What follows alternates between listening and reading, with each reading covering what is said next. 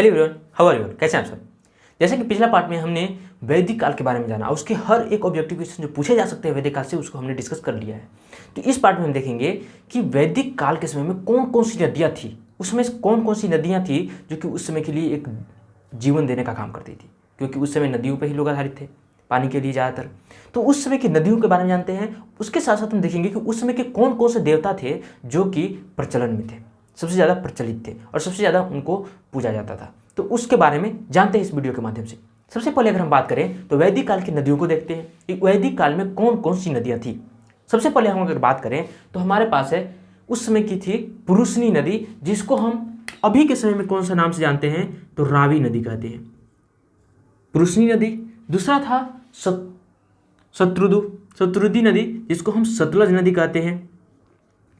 और तीसरा हमारा है वितस्ता नदी, जिसको हम झेलम नदी के नाम से जानते हैं, झेलम नदी के नाम से जानते हैं। वहीं पे हमारा है चौथा जो है वो है विपाशा नदी, जिसको हम व्यास नदी के नाम से अब जानते हैं। और हमारा पांचवा जो है वो है सदानीरा, जो कि गंडक नदी के नाम से आजकल सुनते हैं, गंडक। और उस समय की सिंधु नदी को सिंध नदी कहा जाता था, लेकिन अभी क्या कहते हैं हम, सिंधु नदी। अस्किनी जो कि उस समय का चिनाब, अब चिनाब नाम से हम जानते हैं, चिनाब नदी के नाम से, लेकिन उस समय उसका नाम था अस्किनी यानी कि चिनाब नदी। उसके साथ साथ घग्गर, जो कि उस समय की सबसे पवित्र नदी माना जाता था, यानी कि सरस्वती नदी। और गोमल नदी था, जिसको अब के नाम में हम गोमती नदी कहते हैं, गोमती। तो ये नदियां थी उस समय जो कि सबसे ज़्यादा प्रचलन में थी। जिसमें सबसे महत्वपूर्ण हमारा था वो कौन था, सबसे महत्वपूर्ण के रूप में अगर देखें तो ज़्यादातर ये नदियां थी जो कि उत्तर भारत में, जो कि जहाँ पे आके सप्त सिंधु क्षेत्र में जो आर्य आकर बस गए थे। आर्यों के बारे में हमने पिछले वीडियो में अच्छे से चर्चा किया है, तो आप जाकर पिछला वीडियो देख सकते हैं, जो कि आपको प्ले लिस्ट मिल जाएगा।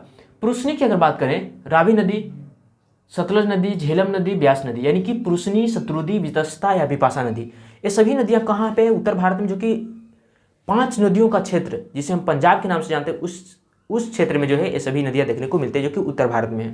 इसमें से रावी नदी हो गया, सतलज नदी, झेलम नदी, व्यास नदी, ये सब नदियाँ जो है आपको, चिनाब नदी, ये सब नदियाँ आपको देखने को मिल जाएगा उत्तर भारत की, जो कि सब जाकर जो है आपको सिंधु नदी में मिलते हैं। किस नदी में मिलते हैं, सिंधु नदी में मिलते हैं।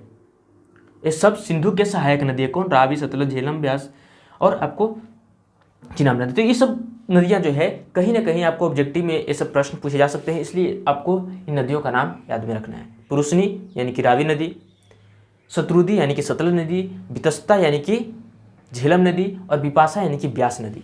ये सब जो है पहले हमने लिखा है, पहले किन नामों से इन नदियों को जाना जाता था, उसके बाद अब किन नामों से उन नदियों को जाना जाता है।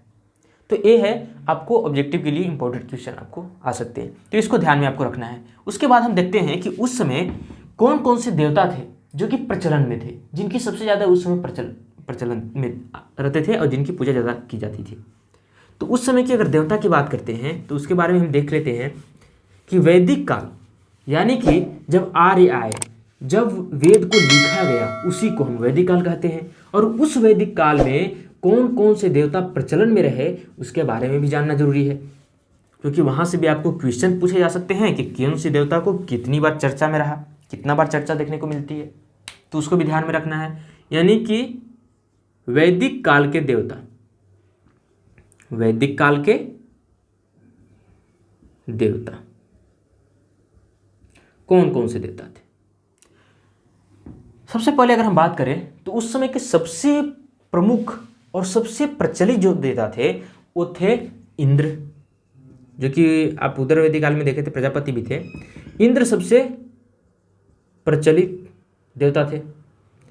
इंद्र की अगर हम बात करें तो इनको पुरंदर भी कहा जाता है, यानी कि किला तोड़कर जीतने वाला, युद्ध जीतने वाला, पुरंदर भी कहते हैं। और इनकी कितना बार चर्चा देखने को मिलती है तो इनकी चर्चा लगभग 250 यानी कि 250 बार इनकी चर्चा है। किनकी सबसे ज़्यादा बार अगर चर्चा कहेगा किस देवता की गई है वैदिक काल के, तो इंद्र देवता की है।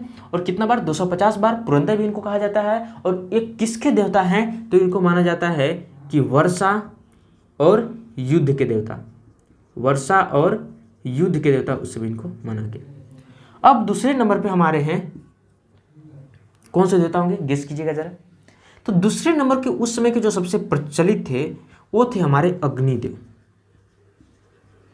अग्निदेव, अब अग्निदेव जो थे उनकी चर्चा कितनी बार की गई है, तो उनकी सबसे ज़्यादा जो है 200 बार इनकी चर्चा देखने को मिलता है।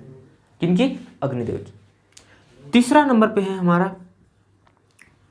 नंबर पे वरुण देवता के नाम जानते ही होंगे, वरुण देव। वरुण देव जो थे वो आपको वर्षा के और जल के और समुद्र के देवता माने जाते थे।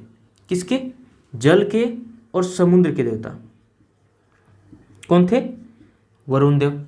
उसके साथ साथ हमारे पास अगला जो है वो है सोमदेव, चौथा सोमदेव। अब सोमदेव किसके देवता थे, तो सोमदेव की जब हम बात करते हैं तो ये जंगल के देवता माने जाते थे। जंगल के देवता कौन थे, सोमदेव थे। उसके बाद हमारा जो है पांचवा जो है वो कौन है, तो मारुत, जिनको तूफान का देवता माना जाता है।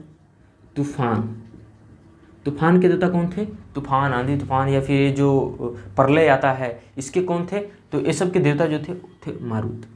उसके बाद छठा नंबर पे रौद्र,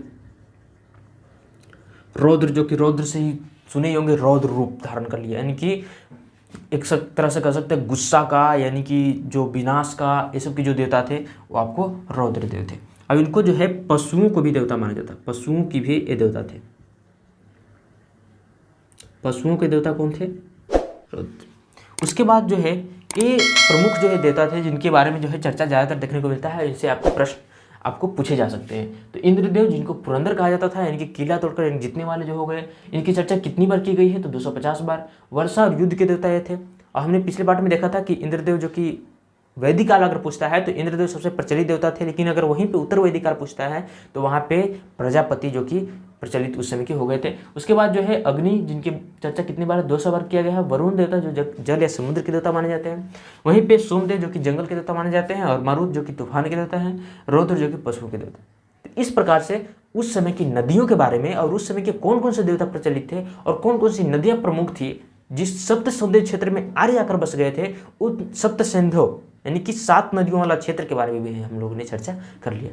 तो अगले पार्ट में हम देखेंगे कि किस प्रकार से, यानी कि जो हमारा वैदिक काल था, वैदिक सभ्यता था, उसमें वर्ण व्यवस्था कैसे था।